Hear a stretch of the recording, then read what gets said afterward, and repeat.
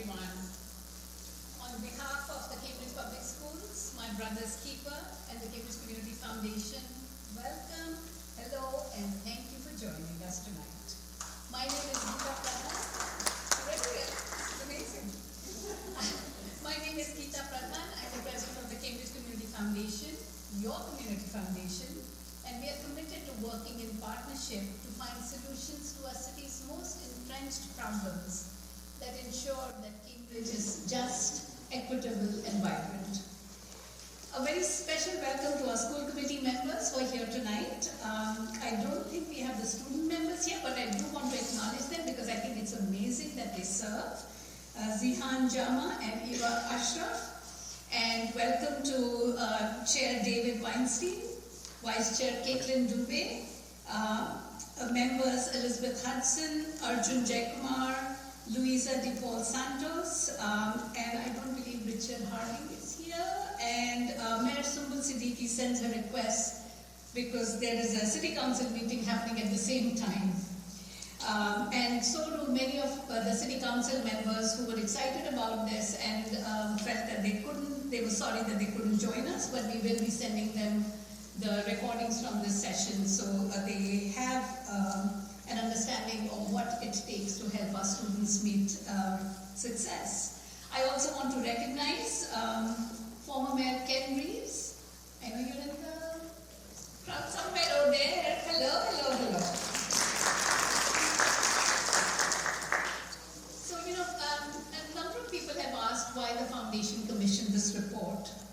And our story goes back more than 100 years, where we were established with a gift to support college scholarships.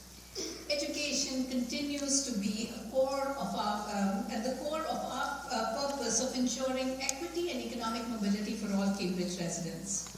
In 2021, the foundation put out a report called Equity and Innovation Cities to more deeply understand the opportunities, challenges, and stresses that Cambridge residents were experiencing. That extensive report, which you can find on our website, highlighted deep-rooted racial inequities and income disparities in Cambridge in areas of education, housing, workforce, income, and across many other dimensions. So when we launched our strategic plan in 2023, we made a public commitment to take on some of these big issues using research, partnerships, and actions that lead to results. Recognizing that education is the great equalizer, we committed to making sure that every young person is equipped to pursue a career of their choice. No easy task, right?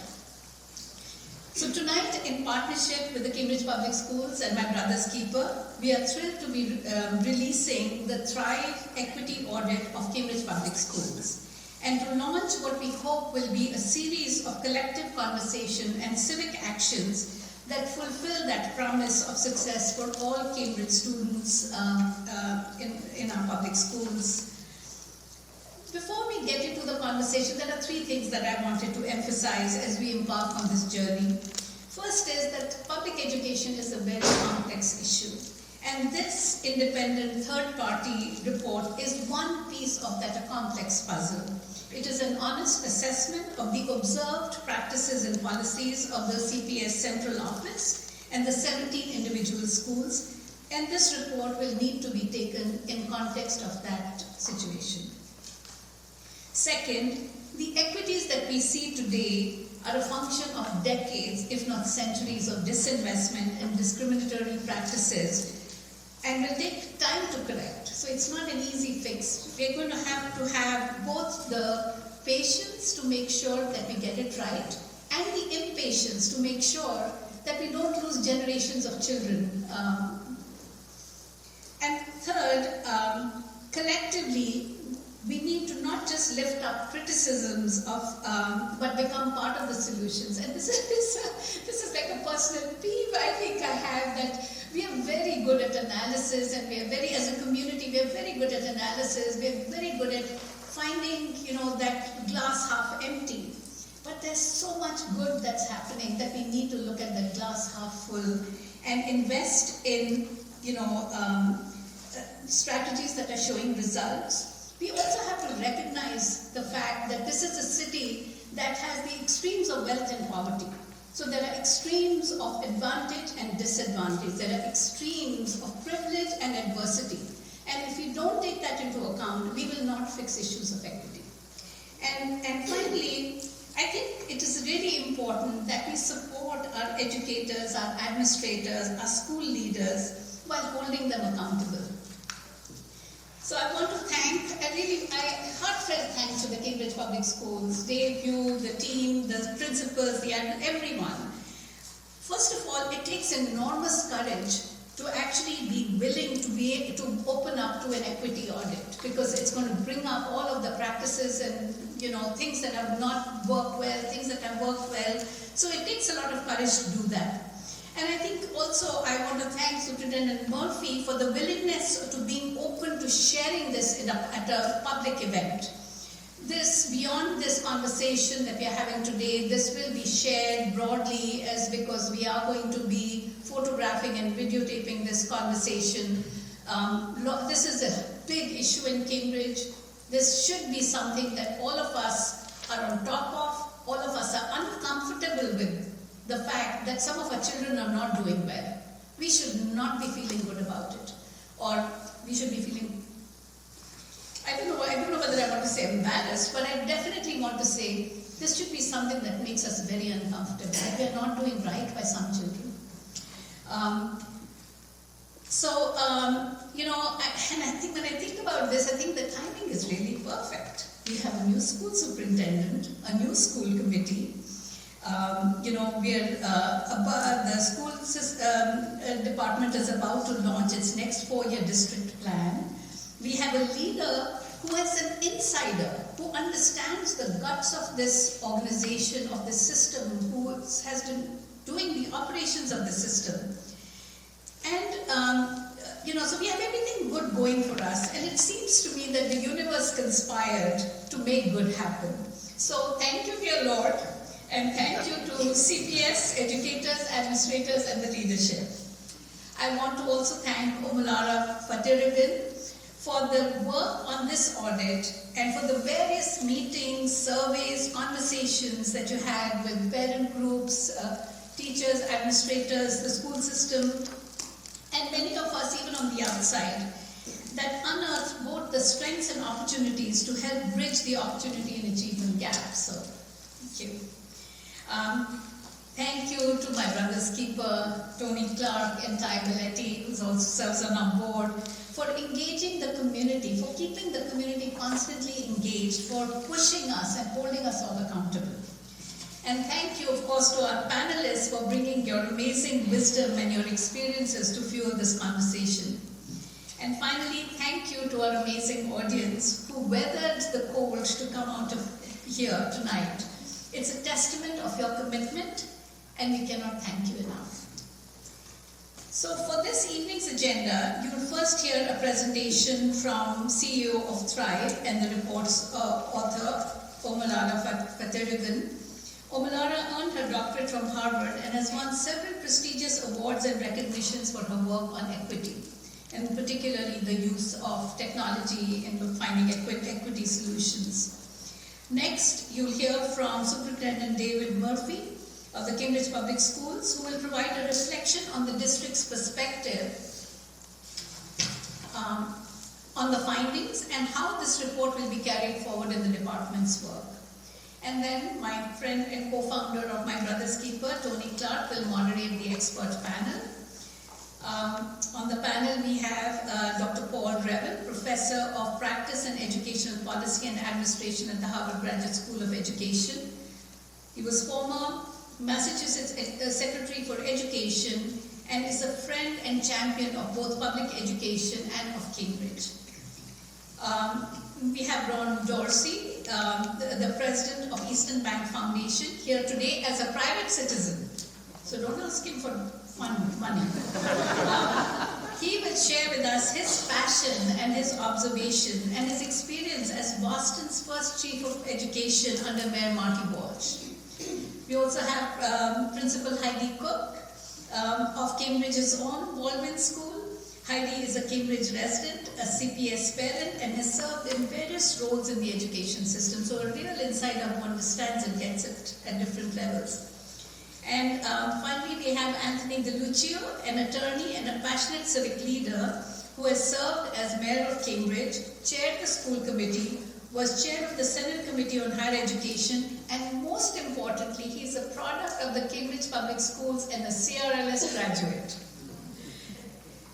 So needless to say, we are covering a lot of information tonight. And we would also like to hear from our audience. During the presentation and the panel discussion, you can submit questions to the form on this QR code. Where's the QR code? We have a QR code somewhere, right? Okay. It's somewhere. I think it was outside. And there are also note cards on your seats, and you can, write a question and pass it on. The staff in the audience, oh, sorry, where's it is? Sorry. I'm obviously not very good at this. Okay. So you can either use the QR code to send in your question, or you can fill it in on the note card. Staff will be walking around to collect note cards. And at the end of the panel, Omalara and Dave will rejoin us on the stage to answer some of the questions that you've sent in. We obviously won't be able to get to all of the questions tonight, as we don't want to hold you back. But if you're willing, we might actually stay a little bit, because it seems like there isn't another event happening in the space, so we have the space. I think, as I mentioned, the session will be recorded, both video and photo, and it will be shared on the Cambridge Public Schools website and channel. It will also be on the Cambridge Community Foundation's website.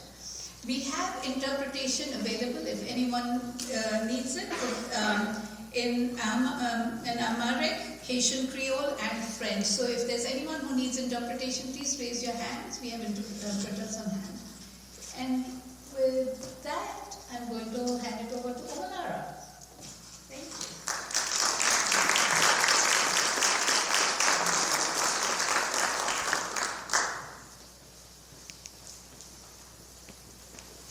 Thanks.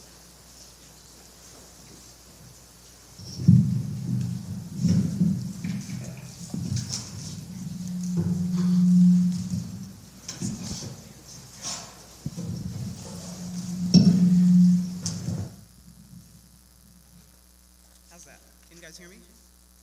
Awesome. Okay. Emotional well-being programs, mental and behavioral health, in partnership with the school district. So what happened?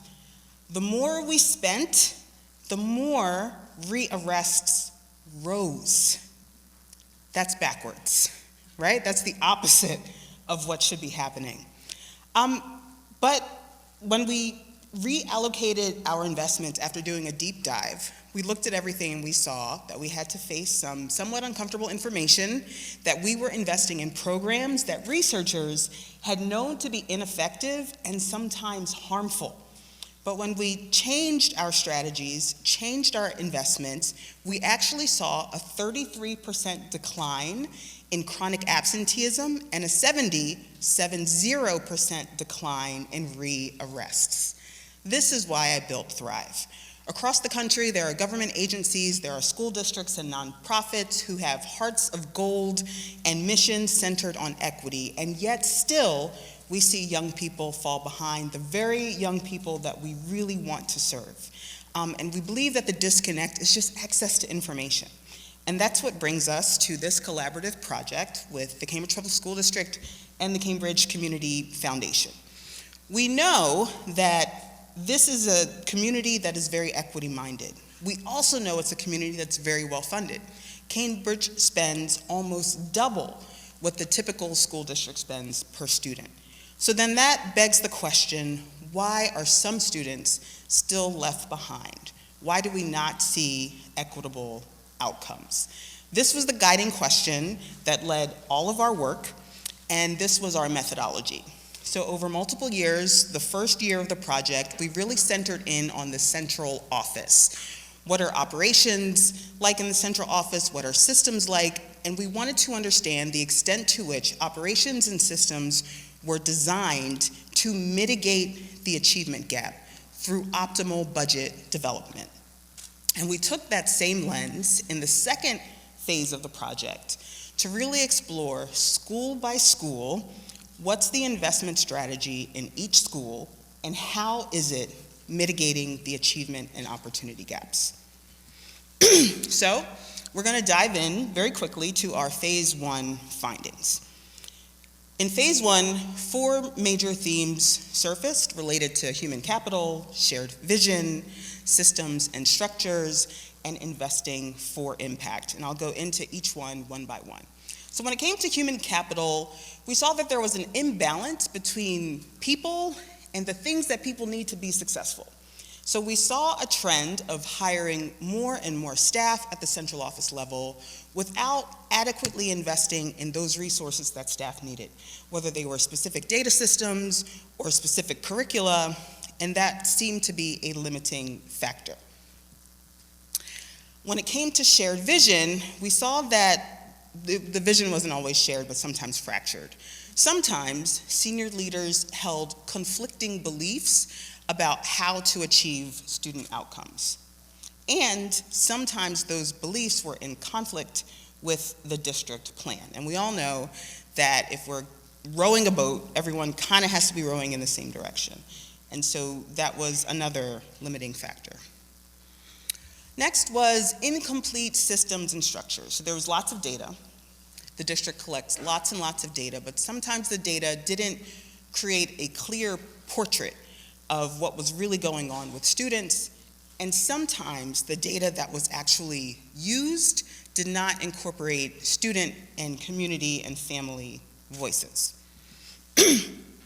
And finally, we saw that there was room for improvement as it related to investing for impact. So oftentimes, budget discussions would get stuck on a particular line item and how much to carry over from the last year, or if there was need for an increase from the last year, as opposed to taking a step back and assessing what are our global goals when it comes to student outcomes, what's achievable in the next fiscal year, and what exactly are we going to fund to meet that goal, and what does that cost? So there was a lack of kind of rooting budget requests in actual data and evidence. So those were the phase 1 findings, again, laser focused on really understanding the central office. And now I'm going to go into the findings from phase 2. We're going to start with the strengths, move on to some key equity challenges, and then potential solutions to meet those challenges. So as it comes to strengths, these were huge. We saw that there was a very sound equity infrastructure, incredible people power at the district, and strong core instruction. So let's again go one by one. So when you think about what does equity even mean, it means that students get what they need. And some students might need a little bit more, and some students might need yet still more. And this essence of equity is actually built into the school day. They have what's called what I need blocks, win blocks. And this means that a student without stigma can get whatever special services they might need during the course of the school day, whether it's reading support or therapy or behavioral health counseling or help with emotional regulation, whatever the case may be. And so the essence of equity is not only a policy guiding principle, but it's actually operationalized in the school day. Next, robust staffing. So if you look at the bullet point, 3 social workers per CPSD school compared to 1 social worker shared by 3 schools in other districts. This is actually not an exaggeration. Many school districts cannot afford to have a single social worker in every single school, and so typically you share a social worker. In Cambridge schools, every school had multiple social workers. This is important because when you really think about whole child development, kids need more than just academics. They need wellness and support and a really whole child focus. And so between the social workers and interventionists and reading specialists, Cambridge Public Schools is immensely well equipped to support all of the emergent needs of young people that are served. And last, but definitely not least, is outstanding core instruction, which is what educators call Tier 1. Core instruction means the basic curricula, the routines, the environment that every child who enters the building experiences. This is optimal at Cambridge Public Schools, evidenced by the fact that, on average, many Cambridge Public Schools are outperforming the state, and post-COVID, many students bounced back. So all of this, we also know that post-COVID, the achievement gap also widened. So given all of these strengths, why aren't all students achieving at a very high level? In phase 2, we uncovered 3 key equity levers that, if addressed, we believe in due time will help to narrow the achievement gap. Now, that would be specialized and intensive support programs, science-backed programs, and engaging families, particularly as it relates to chronic absenteeism. So again, let's go one by one into each of these key equity levers. So we first talked about how core instruction, Tier 1 instruction, is optimal. That's what everybody gets when they walk into the building. Now there are young people who need more targeted support or more intensive support. Suppose they're reading below grade level or they have challenges with emotional regulation. These are Tier 2 and Tier 3 interventions. What we identified was that there was an underinvestment in the specific Tier 2 and Tier 3 interventions. This is the most critical equity factor because if you look at the students who are in Tiers 2 and 3, they are predominantly low income and students of color. And so if this population of students is not getting the intensive supports or the targeted supports that they need, they predictably will continue to fall behind. This begs a very fair question. Why should I care about Tier 2 and Tier 3 programming if my Tier 1 student is doing just fine? We don't even have to go into a theoretical kind of justice argument.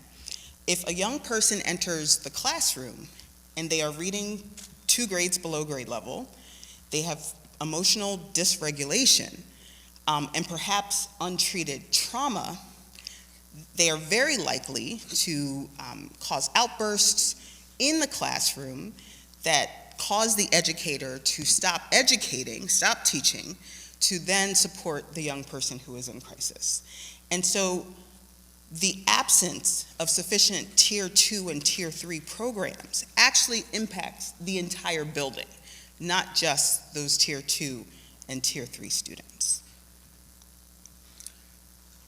Next, insufficient use of science-backed programs. So we don't just want any Tier 2 or any Tier 3 intervention. We actually want an intervention that has been proven to work multiple times in multiple settings across the country. Those are called science-backed or evidence-based programs. And I wanted to be super clear about what this actually looks like in the real world. So there's an evidence-based, science-backed program called Positive Action. And just like all evidence-based programs, there's a dosage. It's a 15 to 20 minute lesson. There are over 100 lessons per grade over the course, a duration of an entire academic year on a schedule. So it's not that, oh, we just do positive action when we have time. It's actually built in to the schedule on particular days at a particular time. So again, when you're taking antibiotics, you have a certain number of milligrams. You have to take it for my mom's a pharmacist, so I've heard this literally my entire life. You have to take the drugs, you can't stop early. Evidence-based programs are the exact same way. And when they're taken to specification at the prescribed level, you get results. So these are the results from Positive Action after 12 months of implementation across the country. An 85% decline in disciplinary referrals, a 10% decline in chronic absenteeism. In one school district, we looked at 20% improvement in reading achievement for Black boys across that same percentage in other school districts across the entire 8th grade class. And then finally, over half, 51% improved achievement in math. So we can see that evidence-based programs, science-backed programs, improve school climate, improve attendance, and improve learning. So we've talked about two critical equity levers so far. We talked about the need to invest in the specialized Tier 2 and Tier 3 programs. And then we said, you can't just invest in anything, but they have to be science-backed programs. The third critical equity lever is chronic absenteeism and working earnestly and in partnership with families. So attendance is a critical equity lever because if young people are not in school, then they won't be learning and also receiving some of those supplemental kind of whole child supports. Additionally, when we look at chronic absenteeism, again, the families most afflicted by chronic absenteeism are low income and families of color. So we see again that there's an equity issue here. We need to frame partnerships with families as a support system and not as a punitive system so that we can really understand what the barriers are to attendance and then troubleshoot and resolve those barriers as expeditiously as possible.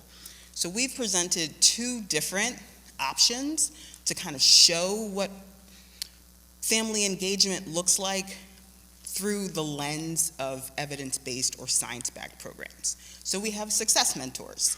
With Success Mentors, you have a consistent, caring adult that meets a young person, cheers them on for getting to school on time, and collects information about barriers when it comes to what's happening with getting to school or coming to school on time.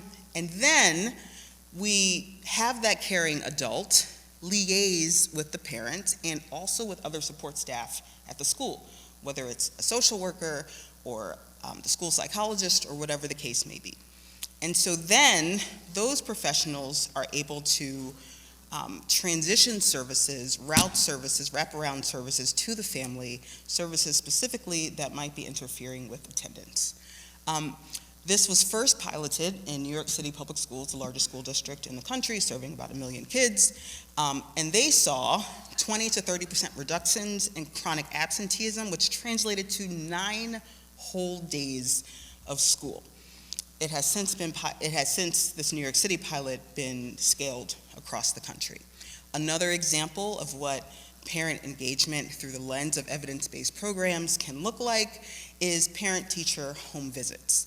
So these are two structured home visits designed to build trust, kind of set goals collaboratively with parents. It's a very strong fit when there's a bilingual staffer who also comes to the home. And parent-teacher home visits were done in Denver Public Schools, DC Public Schools, and then scaled across the country. They're looking at, very similar to Success Mentors, 24% fewer absences among students that were visited with fidelity. So you have to have the 2 visits and then the scheduled kind of follow-ups after the fact. So we wanted to provide a couple examples, very tangible examples of what family engagement could look like. Those are actually the findings from the Phase 2 report. So the next step is to take the Thrive Guide. So we developed a specific guide for each school, which we shamelessly named Thrive Guides. And they are recommendations for specific programs, interventions at that school to be implemented in a reasonable and realistic time frame to get started. We recommend a collaborative approach such that you share data on the school. That's what's already in the Thrive Guide.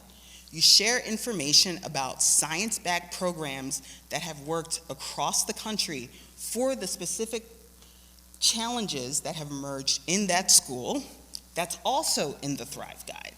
The third step is to collaborate, to study the guides together, school leadership, school councils, parents, the central office, and to really vet our findings, prioritize or reprioritize what's written into the plans, and then implement, but not in isolation, kind of collaboratively exploring the data, monitoring for success, and where there is a need to pivot, that's when you pivot.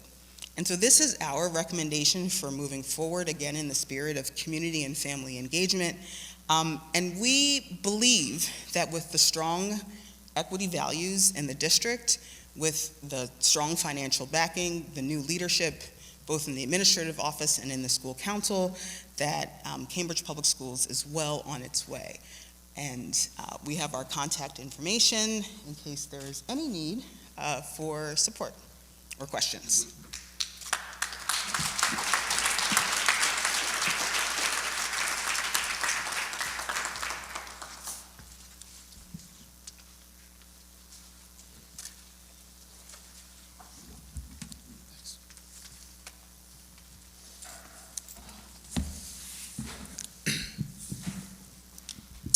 Good evening. It's a school. When I say that, you have to say it back. Good evening. Thank you. On behalf of the Cambridge Public Schools and the Cambridge School Committee, I want to start my comments tonight by extending our collective and sincere gratitude to Dr. Fatirigan, not bad, right? Dr. Fatirigan, as well as Gita and the team at the Cambridge Community Foundation for the resource that they've provided to us. I know that it was sort of alluded to earlier, but oftentimes the word audit is not necessarily warmly embraced by the organization subject to the audit.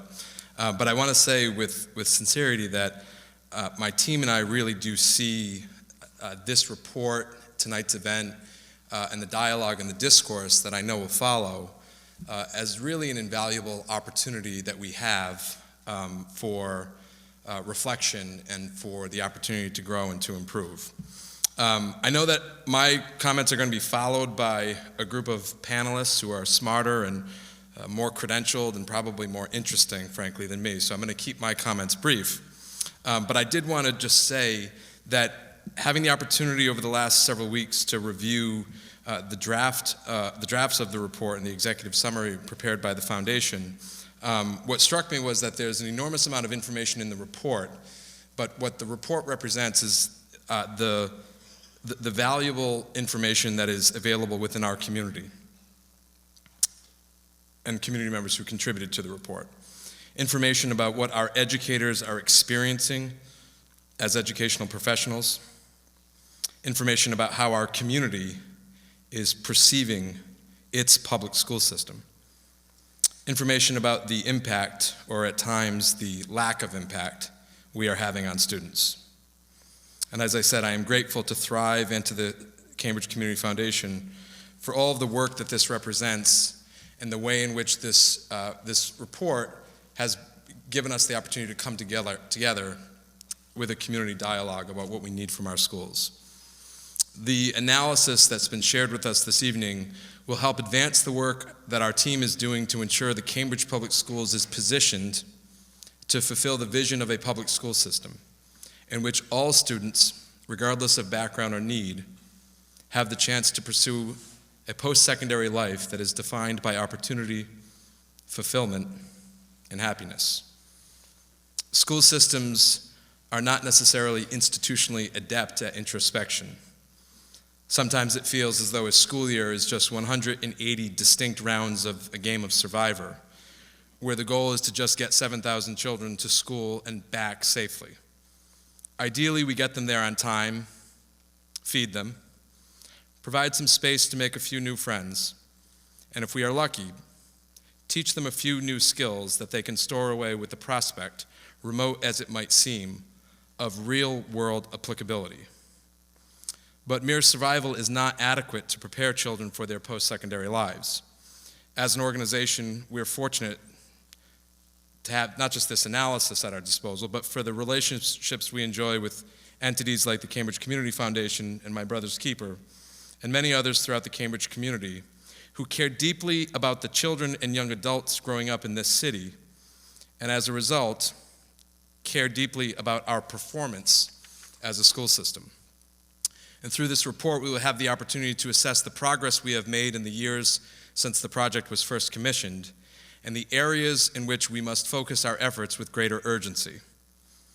Any analysis of how an organization as complex as ours, with 7,000 students, 17 schools, and a $300 million budget, will struggle to correctly frame and convey what exactly is happening on the ground level. And efforts like this are often susceptible to exploitation, particularly when the organization has historically fallen short in its mandate and its mission. Those of us who report on the work of the district at meetings of the school committee often find that the forum is somewhat suboptimal to effectively communicate when and how progress is being made. There are similar challenges, I think, with these types of reports, but I am grateful to the Cambridge Community Foundation for helping us to ensure that this report is properly framed, is accessible, and ultimately will be situated as a resource for a constructive dialogue about our schools. And to that end, there are elements of the report that I believe will be invaluable to assessing our progress and shedding light on areas of needed growth, even if in some instances the specific prescriptions may depart to a degree from the strategies developed in more recent years. Like the report, my remarks this evening cannot possibly capture everything happening within CPS, but with gratitude for the specificity with which this report has named substantive areas worthy of examination and scrutiny, I would like to share a few specific takeaways that I think illustrate both the genuine and profound value of this effort and, critically, the nuanced manner in which those of us charged with operationalizing the reforms must respond to the findings therein. First, I would note the strong endorsement for science-backed programming and curriculum. For the past 2 years, our educators at the elementary level have experienced the sometimes daunting task of concurrently implementing newly aligned science-backed ELA and math curriculums through CKLA and illustrative mathematics, respectively. Now, if we were to rewind back in time to when the Thrive Report was first initiated, I'm not sure the concurrent implementation of these two programs would have been considered highly advisable. But as we head toward years 2 and 3 of implementation of these initiatives that I think very much align with the highly on-point critique conveyed in this report, there are two prevailing ideas that occur to me. First, I am deeply grateful for the professionalism and fortitude of our elementary school educators, our educators across the district, but it was the elementary crowd that we really stuck with the bifold implementation. And whatever decisions myself or others might have made had we been in our current position 3 years ago, the need for consistency and stability within our teaching and learning systems affirms and augments the emphasis that the Thrive Report appropriately places on fidelity to implementation.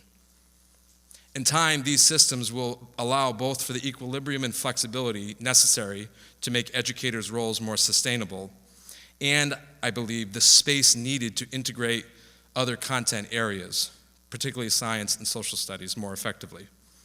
Veering off course would serve only to exacerbate the challenges that this report points out and lead to the type of inconsistent practices and incoherence that are a breeding ground for low expectations and implicit bias. Similarly, I have deep gratitude for the emphasis the report places on improved family engagement. In the last year, we have moved intentionally to adopt the dual capacity framework approach to family engagement and partnerships that is in line with the calls to action by the Thrive Report. This summer, we will send our 3rd senior administrator delegation to the Huxley Conference on Family Engagement as we continue to revamp and redevelop the professional learning we afford our staff in this area. These efforts are clearly works in progress, but we will not engage students at the deeper levels we need to, unless we are building stronger and more trusting relationships with their families. This report will be an important resource to us as we will continue our partnership with the Cambridge Community Foundation and the other organizations that have helped bring tonight's event possible. And it will help us to garner a greater understanding of where we are as a school system and where we need to go. This will be true for the multitude of points, both in the central office analysis as well as in the school-by-school analysis, in which there will be strong consensus around what needs to change, and candidly, around some specific areas in which we may depart with the analysis based on differing consensus, more recent data, or professional judgment. This report credits the Cambridge Public Schools with high-quality Tier 1 instruction, a finding that I think is no doubt attributable to the hardworking and talented educators on which the Cambridge Public Schools relies on a daily basis. Our educators represent the core of the optimism our team feels for the future, and we are eager to build a system that allows us to capitalize on their talents. But I would also say this: any analysis of how we perform as an institution has to take into account, as I think the Thrive Report does, the highly advantageous position we find ourselves in from a resource perspective. By any reasonable measure, we are extremely well-staffed. Much of this investment is in fact concentrated in areas of Tier 2 and Tier 3 supports. And if high-quality Tier 1 instruction is a mantle we intend to claim, it will need to not only be fully supported by the data, but also reflect optimal conditions across all learning environments. That we invest so heavily in Tier 2 and 3 supports, but continue to see persistent opportunity and achievement gaps, leads to multiple potential inferences that we could draw, including, I think, how we are defining and executing Tier 1 instruction may not be sufficiently conducive to the needs of all of our students. I point this out not to envelop us in the internal weeds of instructional bureaucracy, although that's a fun place to spend some time, but because I think it speaks to some fundamental questions. How do we define Tier 1 and distinguish across our multi-tiered systems of support? And how do we establish conditions that are conducive to appropriate differentiation, leading to high standards and high expectations for all students? These and many other critical questions for the Cambridge Public Schools in the months and years ahead. And I feel sincere gratitude to have forums like this one to engage in these discussions and try to move these objectives forward. I don't think they can be answered by any one report, and I certainly don't think they can be answered by any one individual leader, superintendent or otherwise. I think answering them will require the continuation of a dialogue with the broader Cambridge community and within our individual CPS school communities. I am grateful tonight to bear witness to the next chapter in that conversation. I thank Thrive and the Cambridge Community Foundation for their support in ensuring that these thoughtful conversations can continue. And I know I should go without saying, hardly the first superintendent to seek to address these matters or advance these goals.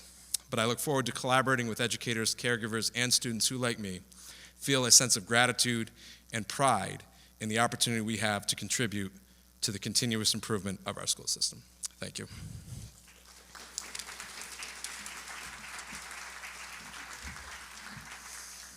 And now, a person for whom, without whom we couldn't have the type of thoughtful conversations that we are lucky to have, Tony Clark.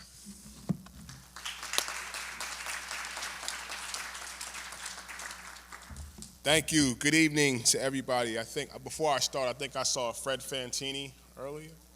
Yeah, Fred. I want to acknowledge Fred. I know that the school committee meets in the Henrietta Addo's room, but hopefully one day they'll walk through the Fantini wing on their way there. So I just want to acknowledge the great work you've done, Fred.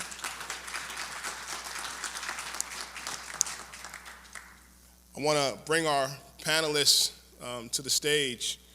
And as they come, I want to just state that I'm extraordinarily excited to be a part of this conversation this evening and understanding that Cambridge is a home of a lot of folks who have questions, so I know that QR code is buzzing right now. I'm excited. I think we have one mic, so I'm going to start here, then I'll end here, correct? Okay. Just to kind of frame our conversation this evening, we're going to have a conversation to examine 6 areas: root causes, as was brilliantly laid out, implementation and accountability, evidence-based practices, chronic absenteeism and family engagement, something that I think we don't talk about enough, opportunity hoarding, and moving the path forward. I just want to state before I begin is that in terms of this is a city with a great deal of ingenuity and ideas, so I hope that this isn't the last conversation to be had. And so I'm going to start here, and because we have one mic, I may just, I'm going to come over and sit next to you, Paul, if that's okay. But I want to start the conversation a little differently than I've started in the past. And so I'm just going to first, before I begin, establish the Anthony Galluccio rule. All right, we're going to 90 seconds for all our responders. We're going to try to get through all 6 of these rounds because I know everyone here has a number of great questions. And so when I was thinking about our conversation today and reading through the report, a number of things came to mind. And one in particular, isn't kind of serendipitous that this conversation is happening in Black History Month. This is quite irony. But I have a couple of quotes, and I'm actually going to start. So I'm going to start with you. I'm going to read the quote, and then I'm going to ask one of the respondents to answer, just 90 seconds. What are your thoughts on it? But just to kind of frame the conversation. So my first quote is for you, Ron. Before we begin this conversation, I'm also want to acknowledge some of the folks whom I'm quoting. So the first quote is from Ruth Batson, Boston education activist. The quote is, "We are not going to wait any longer for you to decide what is best for our children. We know what is best for them." When you hear that quote, Ron, anything initially come to mind? A few things. So first of all, good evening, and Tony, thank you. Superintendent, good to see you. I did a tour of duty with the superintendent on the other side of the river, so thank you for that. When I think about that quote, one is a quote about power, and I think not deferring the power that community has to bureaucracies, and this is not to diminish the power of what schools or school systems do, but I think is to create a mental model of a level playing field among community and bureaucratic systems to deliver for our children. I think the hard part of the negotiation, though, is figuring out the power disparity between bureaucracies and busy families and communities. Come to you next, Paul. This is coming from Jonathan Kozol's Savage Inequalities, and the quote is, "We have been fooling ourselves for years with the illusion that a child's economic status does not determine his or her capacity to learn." Great place to start. Thank you for that, Tony, and thank you for the sponsors of this occasion. Gita said in her opening remarks that education is a great equalizer, and Horace Mann, many years before Gita, made the same quote, that schooling was a great balance wheel in our society. That would create an equal opportunity for all of our children. So I'm going to be a little provocative and say we proved that that actually isn't true. If we think about education as schooling, we have proved over 100+ years of our modern education system that while schooling is necessary, it's not sufficient to achieving the goals of equity for all of our children. Children spend 80% of their waking hours outside of school, 20% of their waking hours in school. So schools have to be an important part of the social compact, an important partner in tackling the social determinants that get in the way of some of our young people being able to take advantage of school. But we need the whole village. We need the entire community coming to the table if we have any hope of achieving equity. So I think Jonathan Kozol in the 1960s was on the right track, and we can't proceed with a schooling-only mentality. Awesome, thank you. I'm going to actually come to you, Heidi, and it gives us some time to move that mic. And so this is another Baldwin. I know you're the principal of Baldwin, but this is from James Baldwin, a particular piece I love. It's from A Talk to Teachers. I don't know how many folks have read that piece. This is a long one, so I'll read it slow. It says, "The paradox of education is precisely this, that as one begins to become conscious, one begins to examine the society in which he is being educated. The purpose of education, finally, is to create in a person the ability to look at the world for himself, to make his own decisions, to ask questions of the universe, and then learn to live with those questions is the way he achieves his own identity." Thank you for that and for this invitation. It's nice to be here. I'm usually in front of a group of kids, not grown-ups. So. I think that's the work, and to get to that level of work, I think that we are a lot of times really engaged on the surface levels around technical questions and things in Tier 2 and Tier 3, and I think our investment in the human element of things, from the families to the staff to the students, and really looking at each individual as a human, is absolutely critical for doing that work of helping kids understand themselves and to be critical thinkers and to really ask questions out in the world. So I think as we're thinking, about these questions, to bring it back to those human questions, how do we bring the human element into our schools, and for which kids are they hanging up their actual human elements at the door as they walk in, because we haven't made a space for them to do that work for themselves. Awesome. I'm going to come to you, Anthony. In 1965, RFK had a meeting about 1,000 feet away from where we're sitting today with a group of families. It's roughly about 340 folks who attended this particular meeting. And you said, if we believe that all men are created equal, that we have to work to make that belief a reality. The question is not whether we can afford to address inequality in our schools. The question is whether we can afford not to. And as I mentioned, RFK said this about 1,000 feet, a little over 60 years ago. What are your thoughts? Well, thank you, Tony, and thanks to MBK, and thanks to you for putting this together. I thought your initial comment where you were a little hesitant to say the word embarrassment was completely fitting of Cambridge, because Cambridge has always had sort of dirty little secrets with the school system, and I'm a firm believer that change starts with some form of embarrassment and shame. And I think the fact that you're putting this out there on the table is critical. Tony, last night I watched a documentary about LBJ and the civil rights legislation, and I hope tonight we get to talk about actual execution, because Cambridge is famous for academic debates around education, but what we don't do is spend a lot of time on the execution. But for decades, certain kids in the city have been far behind. Last week I met a kid who was helping get into a trade program, and he didn't pass a basic proficiency test for math and English, and he's a graduate of Cambridge and Latin. So I think having that sense of acknowledgement and embarrassment is the first step, and hopefully tonight we can talk about things like the union. We can talk about charter schools. We're often way too polite and sensitive to talk about the real challenges that exist. And the last thing I'd say is also class and race, Tony, that we get a chance to talk about the ongoing changes in demographics in the city and how that affects how kids feel part of a community, and also how parents engage. Awesome. And Gita, this quote is from Bob Moses.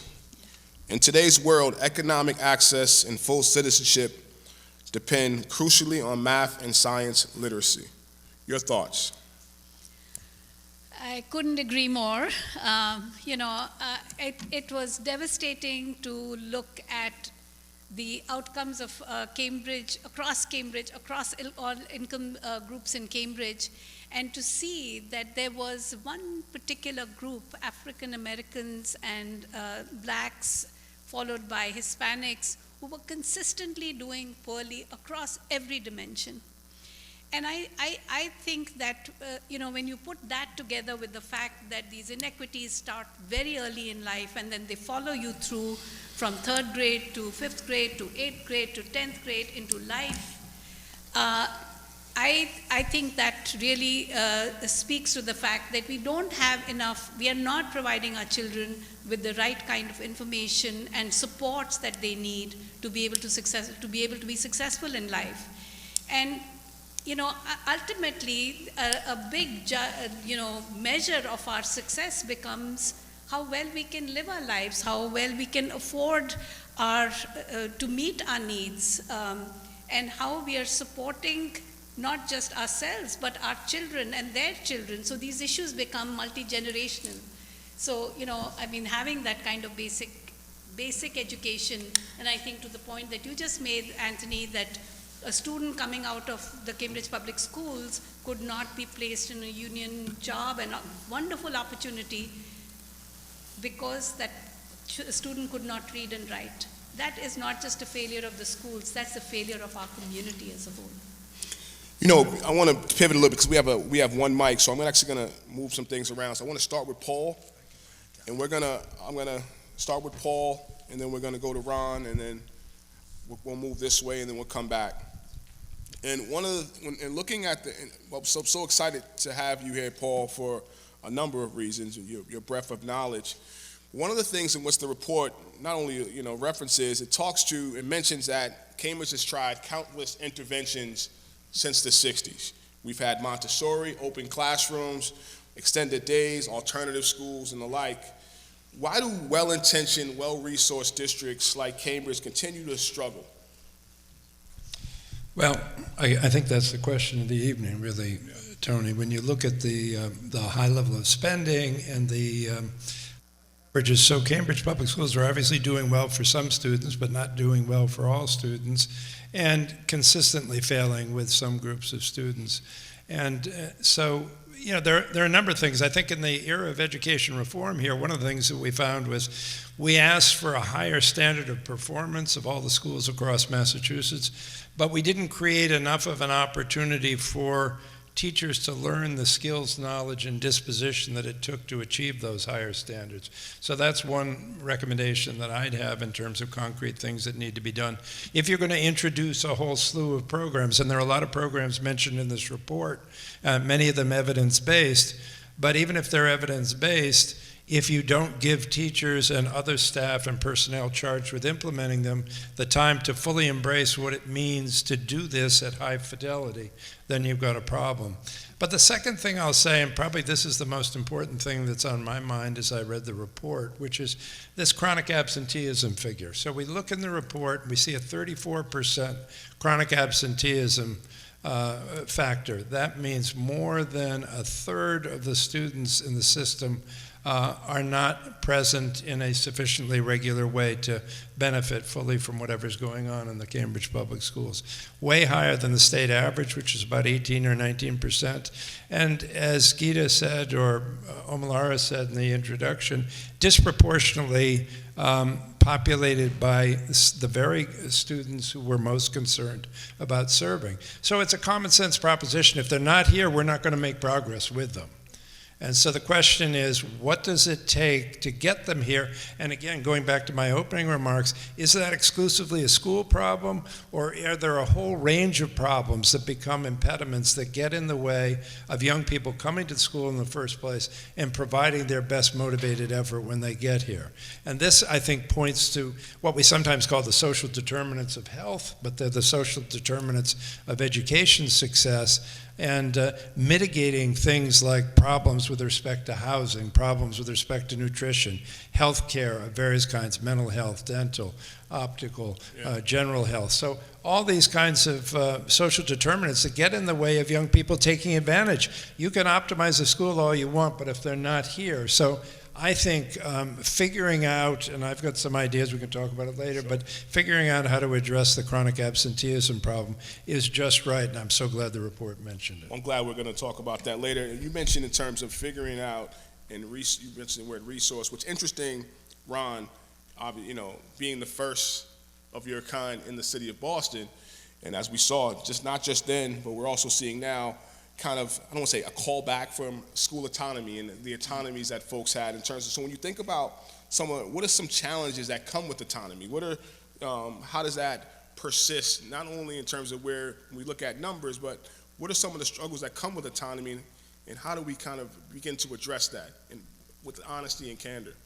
Sure. I think this tension between autonomy and centralization is a struggle that every district goes through. Like, this is an existential question about what the balance is, but I think I want to as a way into the question, quote Jerry Robinson, who was the chair of the school committee in Boston. You know, one night I'm at school committee way too late, as many of you are, and we were debating a number of approaches, and Jerry stood up on the dais and said, I kind of don't care about all of that. What is the social contract that we are striking with students and families? What is it that we're telling them we're going to do for everybody? Can we make a simple statement about that? I think if we can, then the next conversation that we can have is about autonomy, because autonomy is a powerful tool. But I think the context in which we need to have it is to say, how do we use these superpowers to deliver on the social contract? Now, the social contract has to be, I think, suitably high bar. It's not about what everybody can barely do, but it has to raise to the level of the capability that we know students have, and every student has that capability. But now, through autonomy, you can differentiate, you can personalize, and do some other things as well to deliver on the social contract. In the absence, I think, of that social contract, we've got a bit of the wild, wild west. And I think the report kind of alluded to the fact that there is a set of fragmented ideas about core mission in the system. So we kind of need a family conversation about what we want for everybody and what we want for every student. You know, I will also say that behind or just underneath the surface of this conversation is some real adult pathology as well, because some of what autonomy is about is kind of the power dynamics in systems, the competing interests among adults in systems, the fiefdoms that get created in networks or schools or at individual school levels. And so as much as we need to have this family conversation about what we want for all, we need to get adults to act right, honestly, and support the common cause. Yeah, I mean, as you're passing the mic to Heidi, one of the things that the report looks at, and we'll get into this deeper, kind of that the CPS has a deep bench of diverse professionals, but you're in a school building, and kind of looking, you know, kind of building off some of the things in which both Ron and Paul spoke to. How do you kind of find that tension between the fragmentation that you want, the things that you want to do at the schoolhouse, while also navigating the relationship with the folks here at Berkshire? Like, how does that tension both hinder and help some of the work in which you're looking to do, keeping in mind you're dealing with a number of adults who are coming with the minutiae of their own things into the schoolhouse? Yeah, I mean, I think it feels like it has been this is my 9th year as a principal in Cambridge, and I can feel some of that happening now, and I think the trick is to make the right things tight, as we might say, and the right things loose. So to understand what are those things that we must be aligned on, and what are we having a conversation about that are the promises that we're making, that we're saying every child gets this and every child gets this, and then each building delivers it in their own way, and ideally is delivering in a way that takes into account the particular community they're serving and what the families and children and staff are looking for. And particularly in Cambridge, where we have a school choice system, they do differ quite a bit. And so I think right now we're in the middle of some of that work, and a lot of that work over the past couple of years, as Superintendent Murphy said, has been the most important stuff. Being aligned on a literacy curriculum that is based on the science of reading is essential. And we're in our second year of implementation of that, and so we're seeing some of those most important things. I think there was a time, even in the last 9 years that I've been here, that principals would go to a meeting and we'd say hi and we'd build community together, and that was really it. We weren't engaging in conversations about teaching and learning and best practices across, because they might not all fit. And so there's more and more conversations that we're having, and it feels like those conversations, and it certainly this report adds to that, feels like the conversations are about the things that are most important. And even, questions around family engagement and academic partnership with families and truly bringing families to the table and asking their input even if the strategies are different, some of the underlying principles are the same. So the expectation that we're all doing different events that aren't just social events and gatherings and things like that, which are important, but we're also working on how to help kids and families partner with us as academic partners, engaging together in that work, and then implementing it in our schools in the way that fits our school. Awesome. I'm going to come to you, Anthony, and would like you to put on particularly a legislative hat, and a hat in which you have to vote on some of these things in terms of their funding. And one of the things that the report looks at a great deal is it identifies middle school specifically as a critical junction where gaps widen significantly, right? From your experience, what are the root causes at this crucial transition, and what policy interventions should we consider thinking about in this particular time? Thank you, and that's a great question, because I think we often focus on the high school. I don't think we'd even be talking about the 34% rate if the state didn't have a standard. To be honest with you, I think we'd probably avoid confronting that. I do have to say this too, like at some point, negligence becomes intentionality. Our policy at the high school was to not allow absentee to be part of grading. It was precluded. You could not use absences as a factor in grading. So my kids would say, Coach, I don't have to go to school. I'm not required to go to school. So this was an intentional post-COVID sort of, after we started to translate equity as lower expectations. It wasn't about giving more. It was about lowering expectations, and that's not equity, but I appreciate all the things you said about more, but that's not what we've been doing in Cambridge. Tony, I think some of that goes to race and class. When I grew up in Cambridge, and I was in 6th grade when school desegregation started, but we had very low-income kids, we had very wealthy kids, and we had everything in the middle. So you could go after school, you could go to Brattle Street and hang out there, or you could go to the projects. And it was all very fluid. I think now the segregation, which Cambridge has a history of sort of self-segregating, begins at that middle school level. And I think how do you start to connect race, class, segregation, and absenteeism? I think that's where kids start to see the big differences amongst each other. I think you start to see the segregation that takes place, expectations shift. So one of the things I want to point out is you have to start asking the kids why they don't want to be in school. We're not going to solve this with academic jargon. You got to ask kids why they don't feel comfortable, why they don't feel part of the community. And I think kids are way smarter than we are.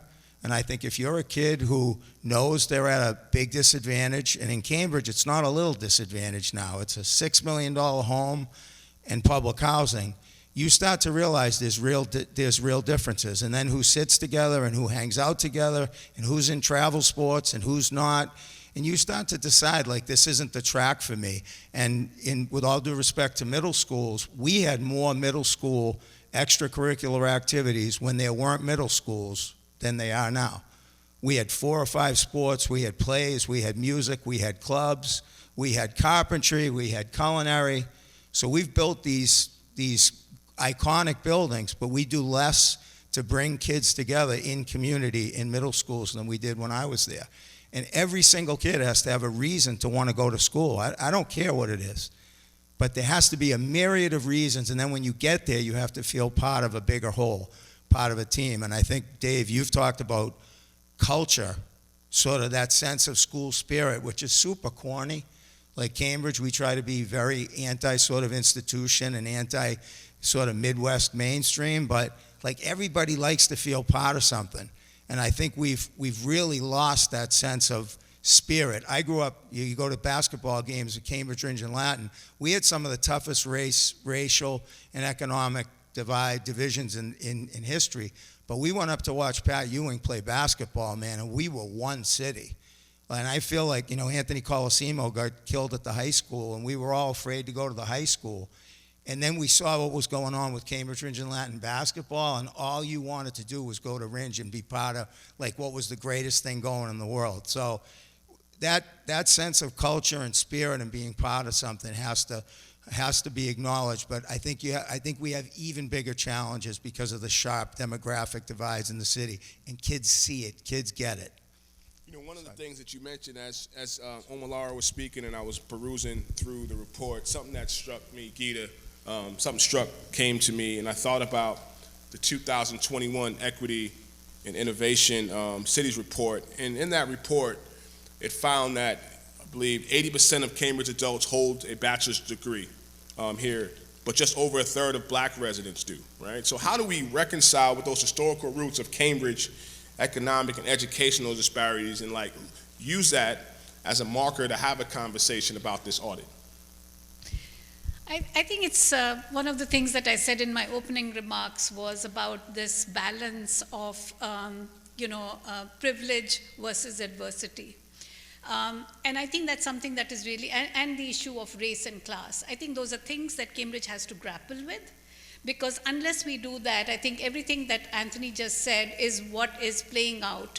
I've heard from kids on the, school, the Black Students Union talk about the fact that CP classes are called colored people's classes, that they feel racism in schools.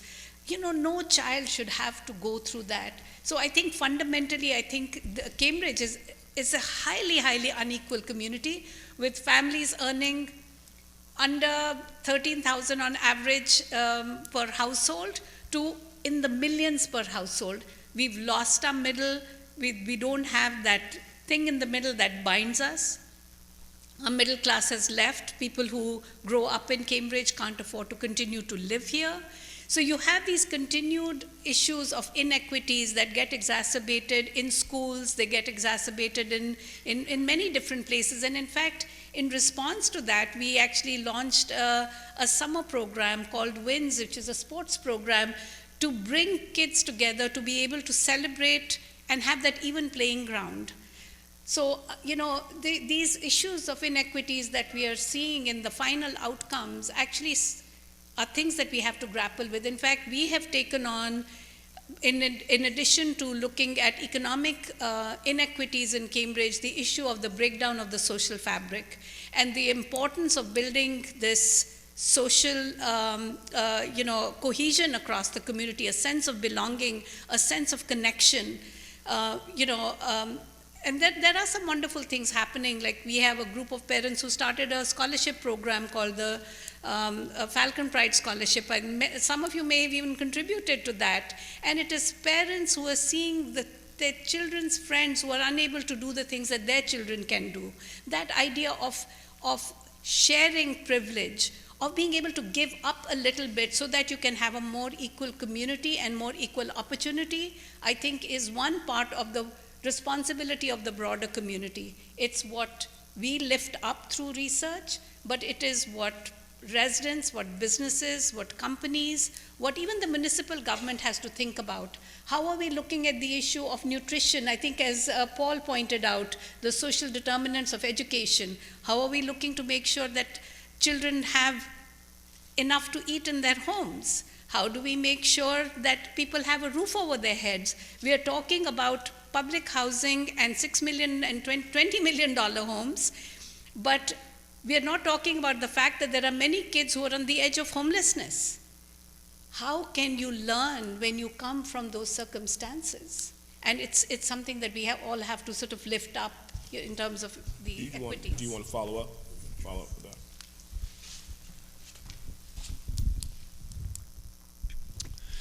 We have a straight line correlation in this country between socioeconomic status and educational achievement and attainment. And that's not what Horace Mann had in mind, or that's not what those of us who believe in schooling and its power to equalize had in mind when we set out on this. We've got to figure out, and one of the things I sometimes say is the most effective educational institution we have in this country right now is the upper middle class family, who provides wraparound services and supports to its children from earliest childhood all the way through to they're getting in careers.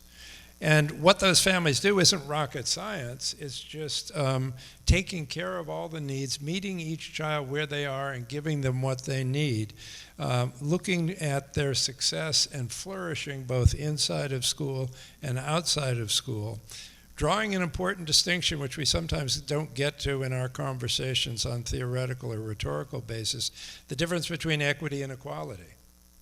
So equality is giving everybody the same thing. Equity is giving everybody what they need. You know, equality is giving everybody the same size shoe. Equity is giving everybody a shoe that fits. So we've got to figure out how do we meet children where they are and give them what they need both inside and outside of school, which is really what personalizing is all about. And we've got to think about relationships, starting with families. How do we build our school system for relationships? To get to what Mr. Gluccio was saying earlier, you know, people need a reason to come to school. Post-COVID, a lot of our students were alienated from their peers and alienated from staff and students in their school. They didn't have the relationships. They didn't have a sense of somebody in school who said, I need you back here. I want you back here. This is going to be a good place for you to be, and we can provide motivating, interesting work for you to do. So figuring out how to build relationships, I think, is really important. And back finally to the equity and equality thing, is time. You know, the coin of the realm in education is time. And as I started off talking about, you know, 80-20, 80% of their time is outside of school, 20% inside. But if we're going to be equitable, some children are going to need more time than other children are going to need. We've got to find ways, non-stigmatizing ways of doing that. Because to meet them where they are, if they need to catch up to reading in order to be at their grade level, is going to take more time than somebody who's already there. And yet at the same time, superintendent, the school committee have to balance a community that needs to serve all its students. And every parent has a reasonable expectation that I want my children to be challenged. So that's the challenge that we have to solve, and I think it's an important one. I want to stay with you because we're broaching kind of the second round. Maybe we can move, but I want to stay with you particularly as we begin to talk about implementation and accountability. You've observed a number of districts throughout the state, and you've talked about families and a number of things there, but I'm curious, understanding what does an effective central office look like in terms of support, understanding the bureaucratic overload and all the minutia that comes with that. How do you get the central office to think about the same way in which you spoke to the importance of getting that family on the same page and getting other folks? Well, I mean, I think that, you know, Ron spoke about this earlier with respect to your question about autonomy, and the idea that equity is going to require some certain principles that need to be held tightly at the central office level and demanded of everybody. And so, I'm always a believer in a kind of tight, loose philosophy. We're tight on our goals that we want to achieve, and we're tight on our values and our mission statement as a school system, but we allow autonomy up to the point that folks aren't achieving the goals. And to the degree that they aren't achieving the goals, you lose some of the autonomy because the central office has an accountability obligation to make sure people are on track to meeting the goals of the school system, and that in the work that they're doing, they're embodying the values of the school system. So I think a central office like this, and there's always tension in every school system between what you do centrally and what you do in the district, and it's like back and forth, push and pull. But good central offices have found a balance there. And then at the same time, they're providing the kind of support and resources and cover politically for people in the schools to do the things that they need to do. For some, it's professional development. For others, it's better facilities and responding to the needs that arise from a district that feels like they can count on the central office to support them in the work that they do each day. Thank you. Ron, one of the, as we're having this conversation, it makes me think, I want you to I know you're here as a private citizen, but I would love you to put a former hat on in Boston, particularly in terms of, and one thing I was writing down as Omalar was speaking, that the audit emphasizes a need to move from line item debates, right, to really outcome linked allocations. And so when we think about these line item debates, and we often have them, I'm not looking at you, the line item debates. All right. you navigate the tension between what the democratic input and and kind of how do we do these things decisively, right? In terms of, and obviously I want to build on that addition with Galuccio, but how does, from your Boston experience, what does this shift actually require in practice? And what are the political and operational obstacles you've encountered? I don't know how this is going to land, but I'm going to say it anyway. Okay. I think it requires a kind of civic imagination that we don't exercise very often. One of my biggest fears about education, and actually, Dave, you probably remember this, in 2016, we did a citywide high school redesign campaign in Boston, and what was involved in that campaign was to bring students, families, educators, stakeholders in, basically to say, if you look down the line 30 years, 50 years, what are the archetypes of the students that our school system should be producing? Secondly, what does the school look like that produces these sets of archetypes? The crazy thing about it was people racked their brains. They actually had fun with it. There haven't been very many times I've been in conversations about education where people have fun with it, but people have fun with this. But almost everything looked like the version of school that they went to. So my greatest fear is that if we actually achieve all that we say we want to achieve with school reform and getting it better, we're going to have the best 1970s school system ever. That falls way short of what's needed. Let me tell you another quick story. You can stop me, Tony. No, go for it. So one winter break, we created an opportunity at Red Hat Open Source Technology Company over in the Seaport for students from 5 high schools, Madison Park English, Dearborn, Boston Latin, and the 5th one, it's not coming to me right now, but for the most part, we didn't cherry pick. There was only one exam school in the bunch, 50 kids across these schools. They brought their STEM teachers with them to vacation week. What Red Hat did was they redesigned the first 2 weeks of their new employee orientation for these high school students. So they were getting what employees get when they walk in the door, but just kind of calibrated a little bit for high school students. First question that was asked in the room was, who knows the 5 programming languages that we use here at Red Hat? No one student knew the 5 programming languages, but across the students, all the programming languages were known. Every STEM teacher looked at their shoes. Didn't know what they were talking about for the most part. Second question that got asked was, what is open source technology? Same dynamic. Kids' hands went up, adults' eyes went down. It was the day that I kind of said to myself, okay, I knew we had some challenges, but we got a problem here, because I just found out that kids are coming to school to put up with you, and they're going home to learn. So how do we have the imagination for the future that young people are already living in? That's going to raise our gaze above the line item, I think. And we're going to have to start then making bigger bets in what we think is transformative. Last thing I'll say, I'm a proud product of Detroit Public Schools. Hey, what up, though? It's always been a revolutionary school system, and I'm not sure you'll necessarily see it in the numbers, but when I think about Detroit versus Boston, every high school has early college and has for a while in Detroit. There's a P to 20 campus in Detroit. You walk in as a 4-year-old and you leave with a University of Michigan degree on the west side of Detroit, where median income is $40,000. And the city was smart enough to preserve those small businesses and keep those families in their homes. So this educational gem that got created would not displace.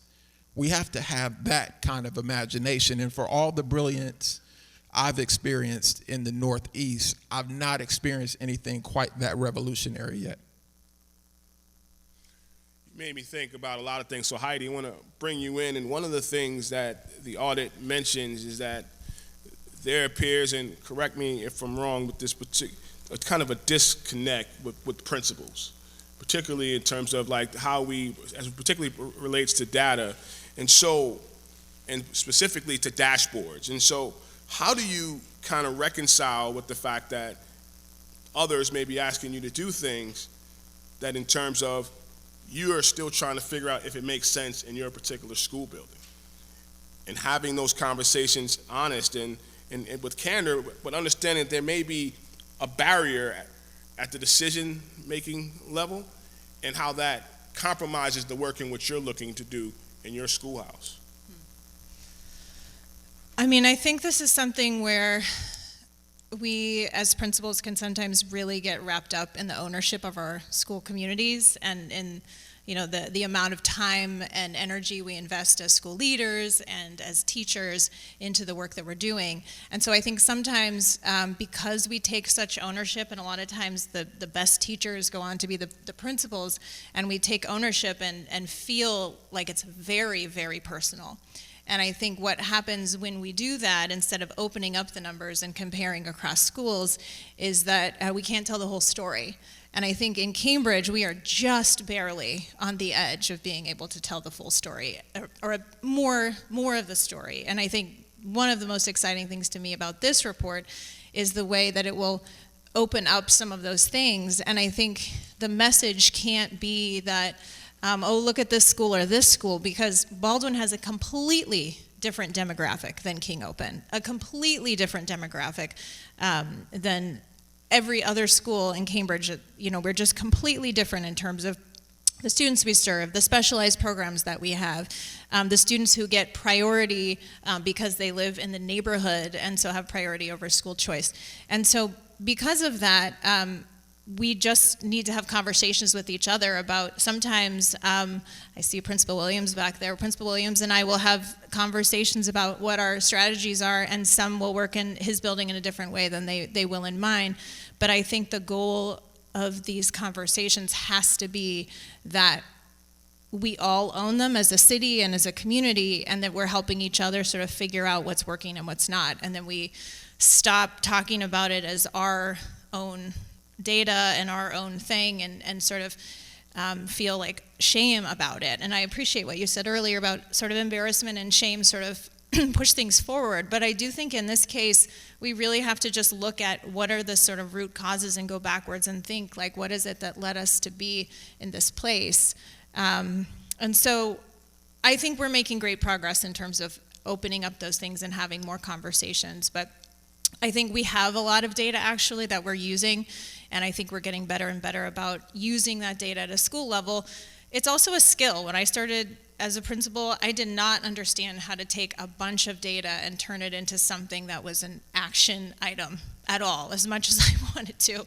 And so even 9 years ago when I started at Baldwin, my project was, I put up on a big slideshow one day for my staff, align everything. That's what it said. Because we had people doing amazing work here and here and here, and the goal was just to bring it all into a system that spoke to each other, so that the meetings that we had weren't in different silos. And I think that's true for the district too. I think principals need a lot of help in trying to do that work. I think we all come with different skill sets, so trying to bring that data in. And if I can just say one more thing to add on to what Ron was saying, I really think there's, pushing into these places of imagination, there's a lot of fear that comes from the data, and there's a lot of fear that comes from experimentation and what the data sort of plays out, and certain types of data that we rely on don't paint the whole picture sometimes, or the data is lagging. And I think sometimes those elements of fear also are about being imaginative and seeing parts of data that tell us information about particular groups of kids, but we don't do it because we know there will be families who are very vocal and are the ones reading the report who will believe it's not the right thing to do. And so I think that's also a conversation we need to be having as a community is, this idea that came out of building equity bridges about opportunity hoarders. We really need to think, who are the families whose voices are being overrepresented? Not only how do we bring those to the table, but sometimes we just need to be okay with coming up with a solution that is what our highest needs families say, or our most marginalized families are saying, that we know people say that's not a good idea, but we know this group of families is telling us that is what we want. And to just push past the fear of whatever it's going to come out in school committee public comment and just say, we know we did the work to come up with this. And so I think that also is an important I want to part ask of a it. quick follow-up. So as you're speaking, I'm thinking about the work of Bob Balfance out of Johns Hopkins. I don't know if he's still there, but he would invite not just myself, but a bunch of folks to these data jams. And we would go into places in West Baltimore, and sometimes, we would go in, did one in Newark, and essentially, how do you speak to data to the parents who aren't feeling like they have to come with their own spreadsheet? So in terms of like, what has been kind of your work around kind of helping parents demystify data? If you get like maybe 30 seconds, the Yeah. folks who aren't, going to tell you that your data's this, right? Yeah, So, I mean, I think there's different levels of data, but I think, one place is just welcoming families into conversations. At Baldwin, we've had a couple conversations where we've said, bring your kids' data and we will just unpack what the heck this means, or we'll just have a conversation about what it means and record it and put it out. But I think it is really having those conversations with families, and also just recognizing, just really putting it out there that, not everybody understands how this looks. I think there's so many forums where we talk about things and we just don't sort of put it into super simple terms, or terms that say, this is what it means for my kid. Lots of meetings that we have where there's not ever this question answered, like, so what does this mean for my kid? Should I be worried? Kind of Awesome. Does that answer that? Thank you. No, that's great. That's great. Anthony, when I was reading the report, and I actually have a question, and if it comes off a little curt, don't blame it on Ty, blame it on me. But one of the things that really frustrated, for me personally, in the city, in the report looks at this conversation about participatory budgeting. And I'm curious in terms of how do you navigate how should we think about, because we're talking about implementation, navigate the tension between democratic input and decisive action to kind of, to solve these particular issues, while also understanding that participatory budgeting can come with a lot of interesting ideas that may waste a lot of time. So how do we, that's just my opinion. I know I'm not supposed to have one, right? But how do we genuinely empower communities without replicating existing power imbalances with some of these projects and these initiatives? How do we think about that a little differently? Yeah, well, first I'd say that the participatory budgeting is, it's one of the great feel-good mechanisms in the city, but I've always been frustrated that if people have to, vote to say we need water fountains at local parks, like that's a little bit of a concern. I think what I would say, Tony, is, and Joe Grassi said this to me once in a moment of discouragement, he said this system is built around adults, not kids. So I'll leave the sort of comfort zone that we're in, and I was concerned about being on a panel with sort of education nerds, because executing strategy involves incredible political strategy, incredible ground game, choreography.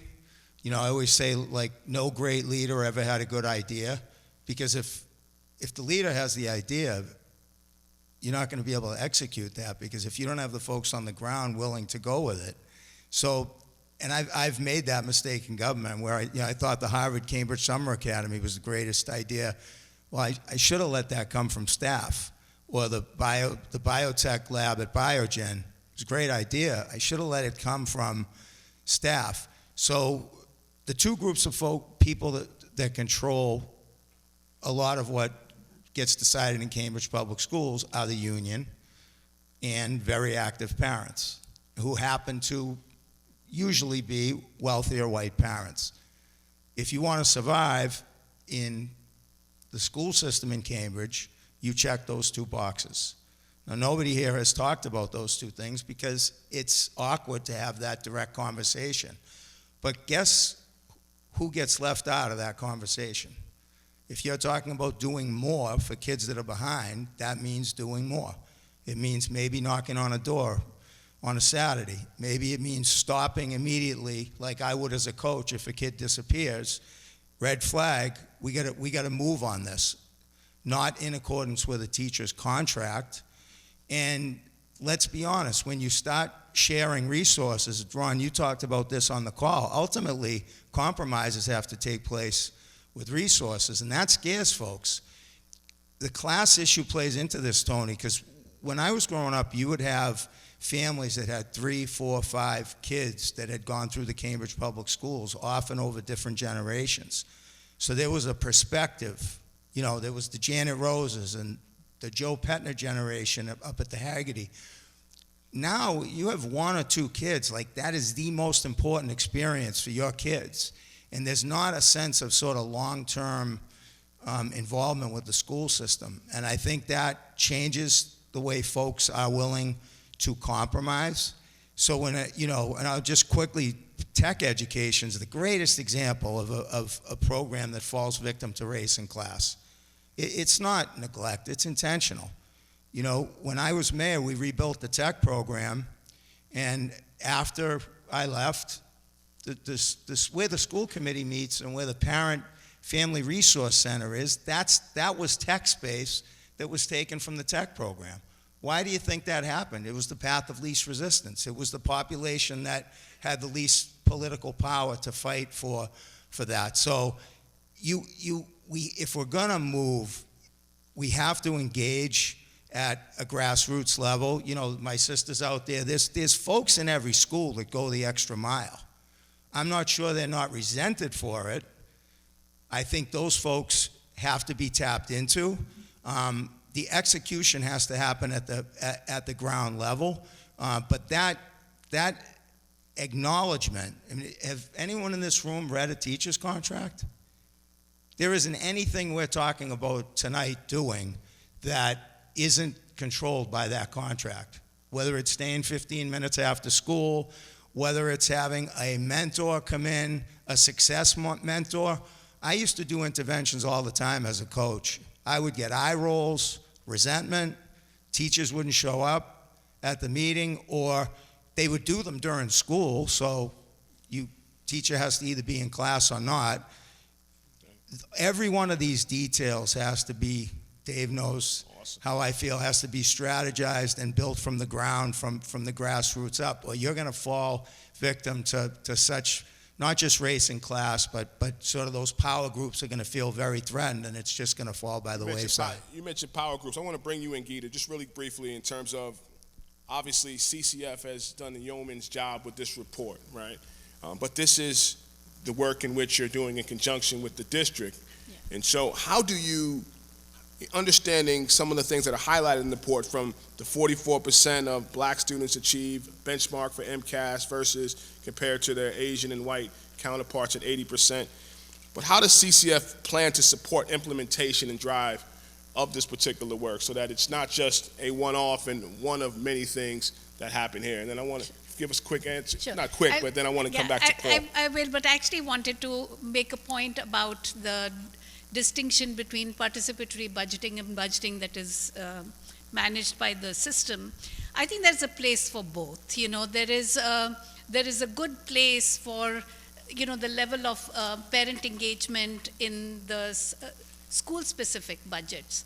But there are decisions that parents and school systems may not be aware of when you're looking at the overall system. And I'm really just thinking about it from an organizational perspective or an organizational leadership perspective, where you're balancing so many things that you have to make sure that a lot of what you need to get done gets done, but you're also creating room for that kind of local engagement that makes people feel a part of it. So I think there's room for both things. But as far as the implementation of of what, I wouldn't say implementation, I'd say what's next for us. I think the role of a foundation is to really, or the community foundation, is to really lift up issues, is to shine the light on issues, and to provide support where it will be most helpful. So we've been funding a lot of out-of-school work. Actually, this was the first time that we supported the school system in taking a look at something that I think it would be difficult for the school system to do on its own. You know, it's difficult to sort of equity budget yourself or equity audit yourself, you know. But I think there are places where we hope we can keep the conversation going in partnership with many of you, with the school department, with my brother's keeper and other partners. I think we could look at the issue of accountability while making sure not being critical all the time, but being supportive, like constructive criticism. You hold a system accountable, but you hold that system accountable with love. I think our foundation believes a lot in the idea of caring and love and support for our community. I also want to mention the fact that, you know, we've been doing a lot of work on guaranteed income. And one of the things that I've learned, I've done about 30 years of work in the area of poverty. And the one thing that I find is that the solutions actually come from the base of the problem. So it's like talking to people who have the lived experience. And in this case, it's the parents who we are trying to serve, the kids who we are trying to serve, of course, across the board, but the kids who need the help the most. It's listening to those young people. I love what you said, Ron. You know, it's like they know what their needs are. We often don't listen to those parents or those children. They know what their children need. And if we were to do that, I think everything else, it's like I hate to use that expression, canary in a coal mine, but it is that idea of the least, the kids who need the help the most. If you listen to them and their parents, everything else will be right. If we are doing well with them, we will do well for everyone. So I think our role is holding the system accountable. Our role is keeping the conversation going and making strategic investments in things that are of a supportive nature. I'm going to pivot a little bit. It's a slide up here, not that I'm asking folks on the panel to hurt themselves. I want to bring it back to Paul. I want to move to kind of evidence-based practices and fidelity. One thing, as Omalara was giving the presentation, made me think about in terms of how do we reconcile with districts who implement programs and would maybe prescribe dosage and duration, but also just there's a number of cultural issues that aren't getting us to address the fact that we're not getting the prescribed dosage for those particular kids. So how do we have that conversation while some may say, well, we can't get there yet because we have to do this, this, this?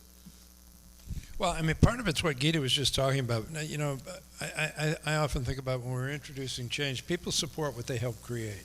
So and you're involving folks in implementing policies or practices that they haven't done before. You've got to, allow for the professional development time that I alluded to earlier, but B, make sure you've consulted them in terms of, is this practical? Is this feasible?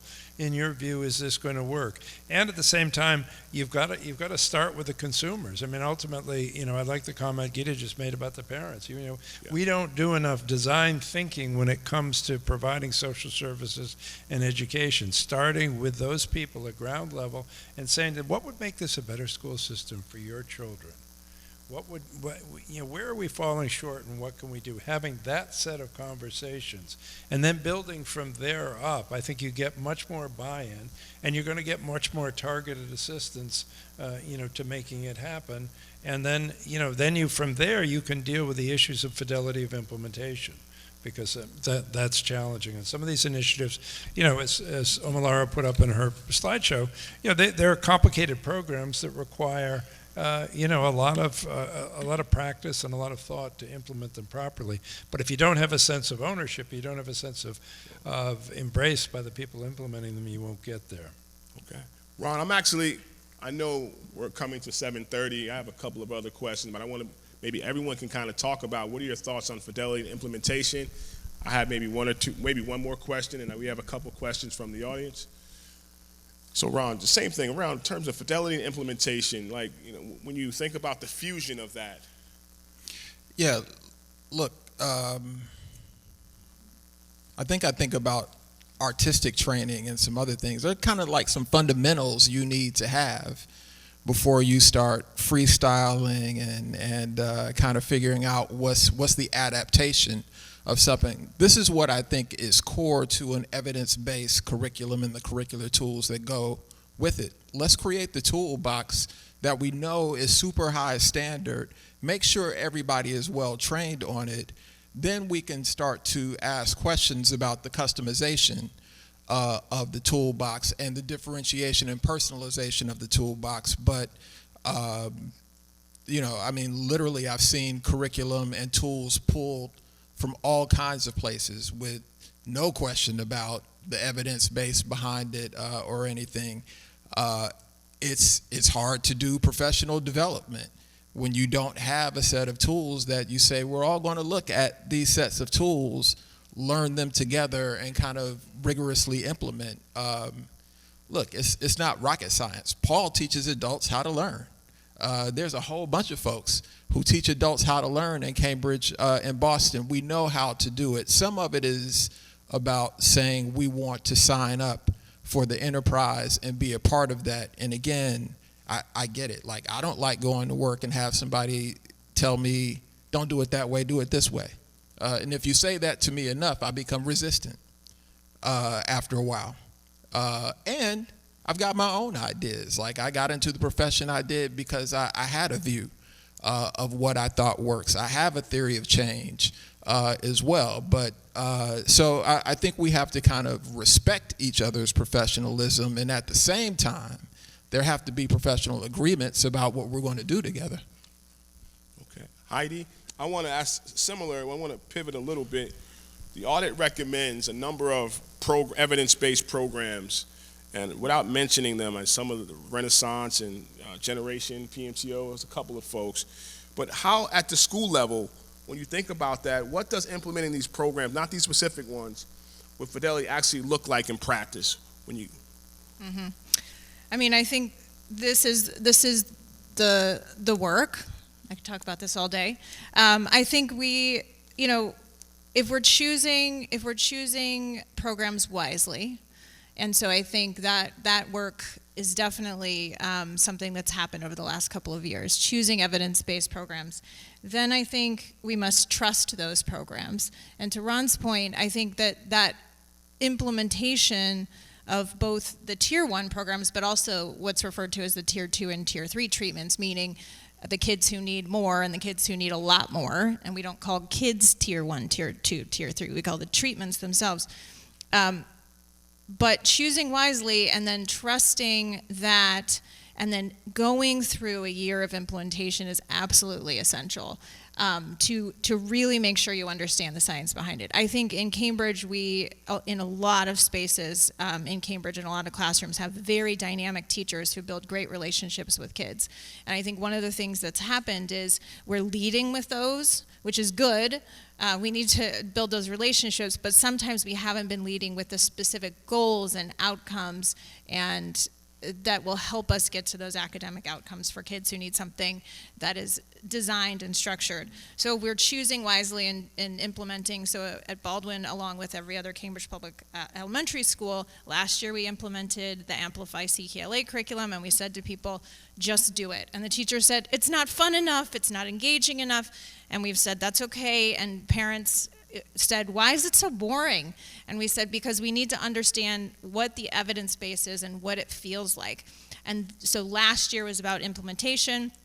This year's theme for our teacher meetings where we unpack units together is jazz it up. Now how are we jazzing it up? How are we putting in those elements that really make it dynamic? What are the field trips we're tying in?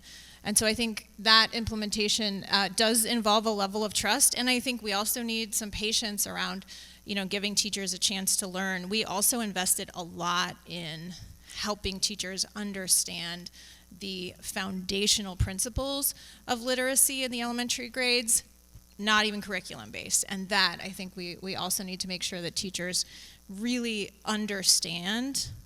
deeply understand what it is that they're teaching. Awesome. really quick, Anthony, and then I have a last question for Gita, and there's a couple questions here, but I want to stick with the theme. But as Heidi was speaking, from a kind of a policy perspective, how do you negotiate the relationship between this fidelity and implementation while also having conversation about a one-size-fits-all?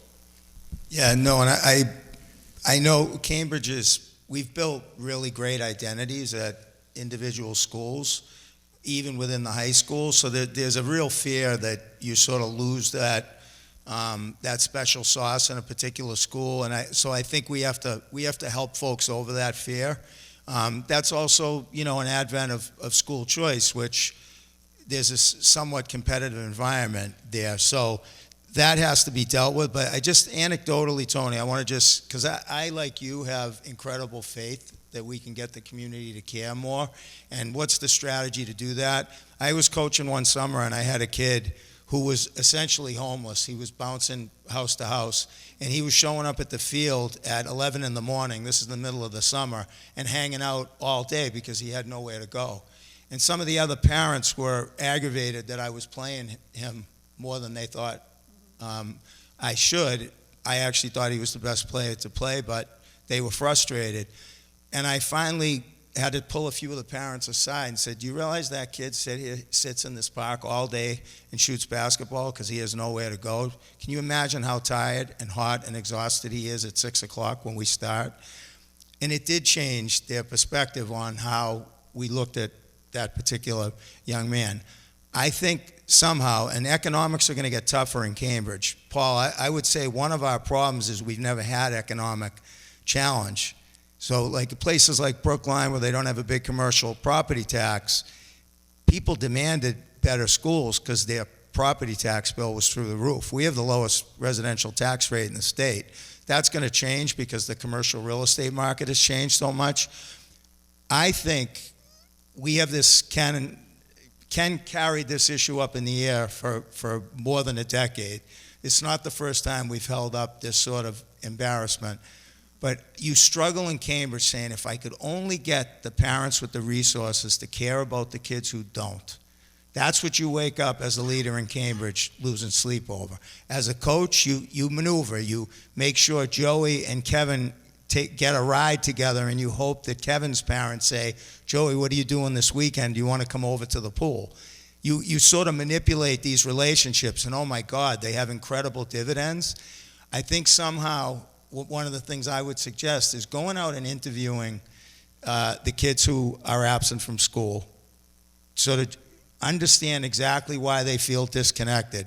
Going and talking to students who've chosen charter schools, many of whom are kids of color, low-income backgrounds. Why did you leave? Why do you feel better at Cambridge Community Charter School or Banneker or KIPP? Like, let's embrace that. Bring that data back to the community, because as you fight for resources, Dave, which you're going to in the next few years, you're gonna have to make a case for continued increased funding for the schools. And I think the story's a lot better if you're trying to bridge this gap that is glaring and is historical than it's going to be to do the same old thing. Gita, one last question, and there's a couple of questions. The first one to Paul, and then there's a couple to Dave and Gita and Omalara. And so my question to you, Gita, as a funder, how do you fund this work without kind of becoming rife with just duplication? A lot of times folks want to do work, but it looks very duplicitous. Yeah. How do you make us honest about this particular work as you continue to fund this great work in the Euro? I think, this is an approach that the foundation has taken, is that we listen to the ground. We don't make decisions up top here. We listen to the organizations that are doing the work, the people they are serving, and that's how we make decisions about what we are going to fund. And I think that it served us really well. I think the foundation is doing more impactful grant making now than it has done in the past. We depend on the community. This is the community foundation. It's your community foundation. Tell us what you want. Okay. That's what we'll do. We'll talk after. We got about, about 5 minutes? All right, I got a couple questions. I'm going to go to Dave Paul. and, Omolara, do you want to join Yeah. us at the... Dave and Omolara can join us. And I'll actually, so the first question is for Paul. How is tier 2 and 3 needs, how are tier 2 and 3 needs determined? How do you know when a student needs that extra support versus when they are just being kids? Who makes the call? Well, I mean, ideally, you've got a guidance system or an advising system or some kind of a navigator for each child within the school system, so you have a qualified adult making a judgment, in conjunction with a child and with a family that will allow them to make that determination. Awesome. Since Omolara is right next to you, I will give you the question that was posed to you. For districts that don't have the resources to fund all the programs you recommended, how do you suggest either prioritizing among the investments or making a stronger case to reallocate funding? I mean, I would echo Geeta's last comment about going to the ground and from a grassroots perspective, identifying what those priorities are. If we can only fund either chronic absenteeism or young people who are 2 to 3 grades below reading level, what do we really want to do? And how can we sequence our activities with full knowledge that we don't have indefinite financial resources? And so that's when you really need to bring educators into the room with parents and the central office to really come to a meeting of the minds.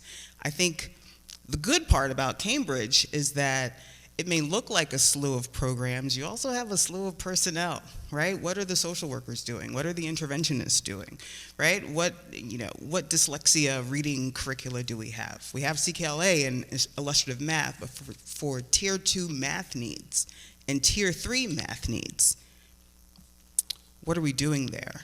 And so I think coming to a meeting of the minds, and with the resources that we have at Cambridge Public Schools, we can really identify how to move forward expeditiously, considering the deep bench of professional staff.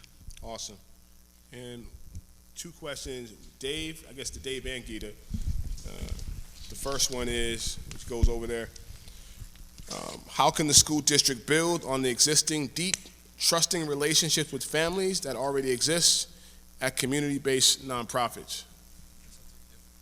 Okay, I'll take that one. I mean, Goes to Dave and Geeta. You can take it. I think I actually wanted to make one point, which is that it's really important for us to look at the community-based nonprofit programs and see which ones are really working and how we are holding those programs accountable for delivering on the outcomes that we are looking for the kids that they're serving. I don't think we do enough of that. I think it is the nonprofit sector and even the foundation sector, we are not very good at evaluating what we do on an ongoing basis.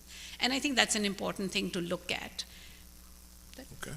And my last question. Tony, do you want me to start? Well, I think that, like the nonprofit sector, the public sector is not always good at looking at what we do and whether we should continue to be doing it. So I think that type of organizational introspection, which I appreciate through this report, our organization has an opportunity to do. But I got to say, I'm feeling myself being pulled into the question to Omolara, because I think that that hypothetical that is framed as if we can only choose between funding efforts to combat chronic absenteeism or efforts to get all children up to grade level through better supports.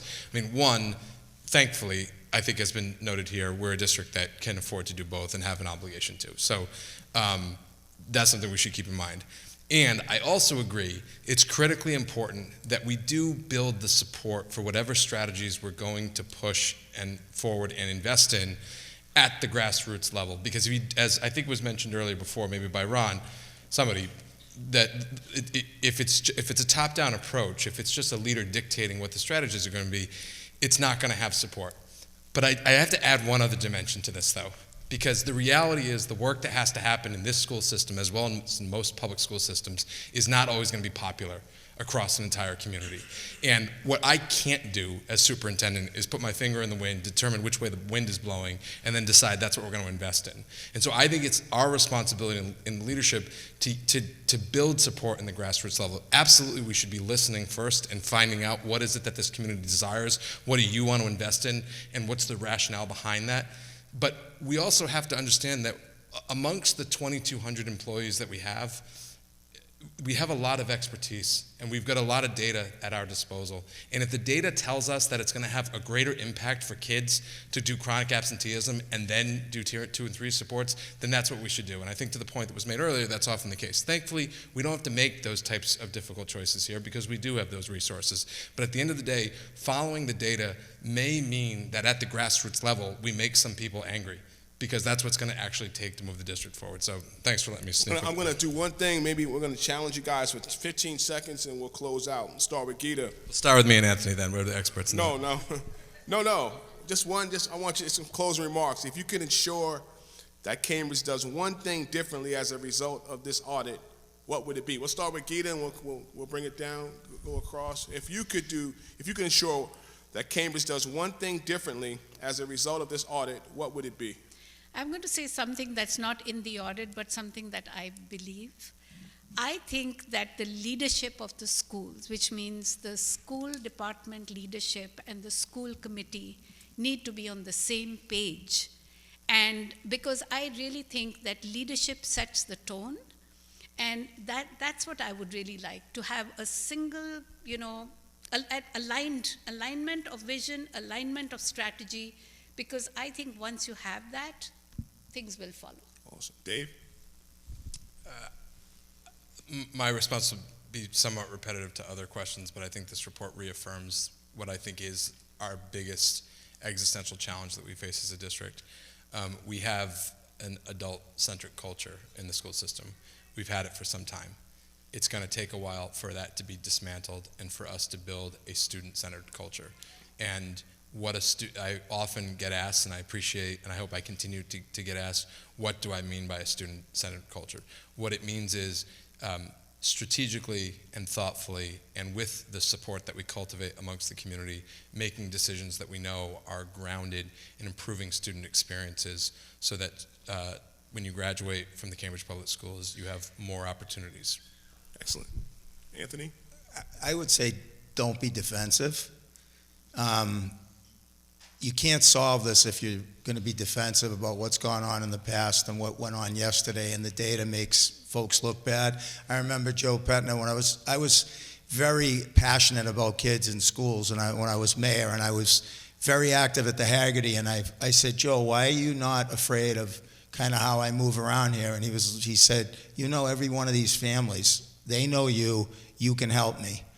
I don't think that's always the attitude when it comes to external nonprofits, outside players. I think folks get really defensive sometimes, and if a coach or someone in the neighborhood or someone in a nonprofit knows this kid, I had on my Pop Warner team, I looked at the team photo last week.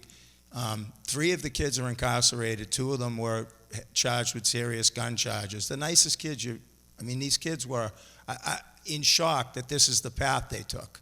But you immediately say, somebody knew, somebody should have talked, somebody should have called somebody, and we should have wrapped our arms around them. So I think not being defensive and utilizing every single resource, and you probably got to stay a little while after school. And I know a lot of teachers and staff do that, but it's not going to get solved all the time between 8 o'clock and 2:30. It just isn't. Thank you. Heidi? I would say I hope that we're braver. So bringing voices to the table that might say things that we're not super comfortable hearing, making things transparent that we need to look at openly, as a couple examples. So less fear, more bravery. Awesome. Ron? 3 things for you. Create an education social contract for the city of Cambridge. Create a research and development arm of the school system. So there's a lot about proven practice that we need to follow, but if proven practice was as powerful as we need it to be, we wouldn't have any problems. there are still things that need to be invented, and school systems need an R&D arm.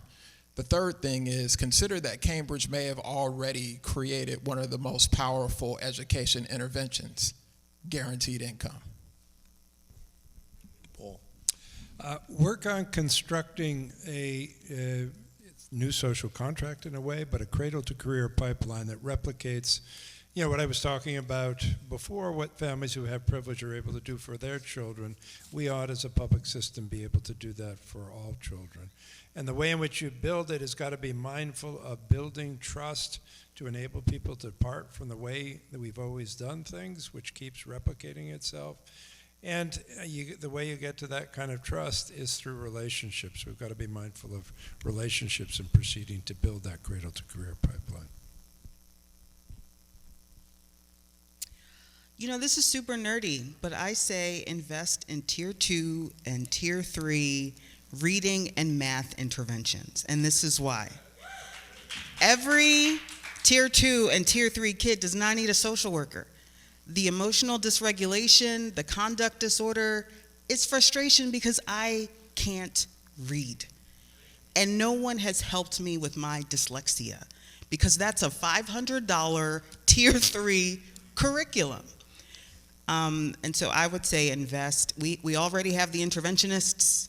We already have the reading specialists. We already have amazing staff. Give them the resources to teach Tier 2 and Tier 3 math and ELA. And then I would say celebrate wins.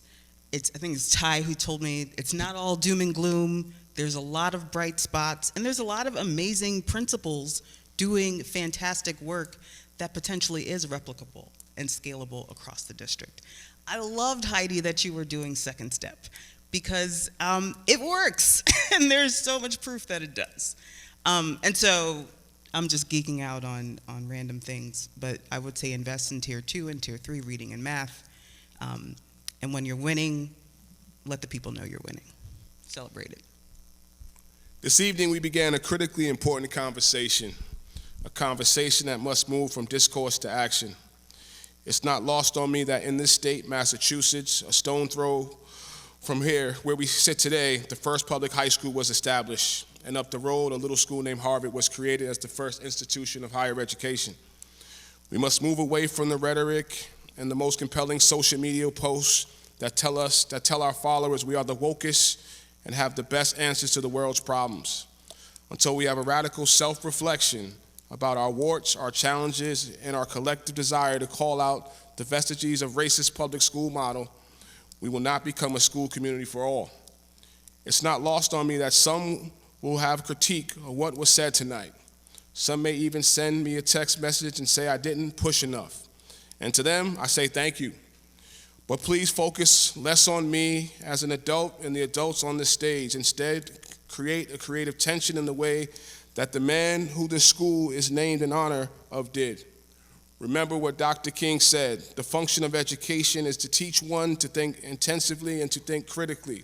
Intelligence plus character, that is the goal of true education. So here is my charge to you tonight. Don't leave this room comfortable. Don't leave satisfied that we had a good conversation. Leave here to commit it to one concrete action, whether that's showing up to a school committee meeting, mentoring a student, which was recommended, who doesn't look like you specifically, examining the budget with equity in mind, or having uncomfortable conversations with someone in your sphere of influence. Dr. King also reminded us that the arc of the moral universe is long, but it bends towards justice. But it only bends when we pull it. So I ask you, what will you pull on tomorrow? What tension will you create in service of our children? The work requires all of us, not someday, but starting now. So I thank you all, and good night.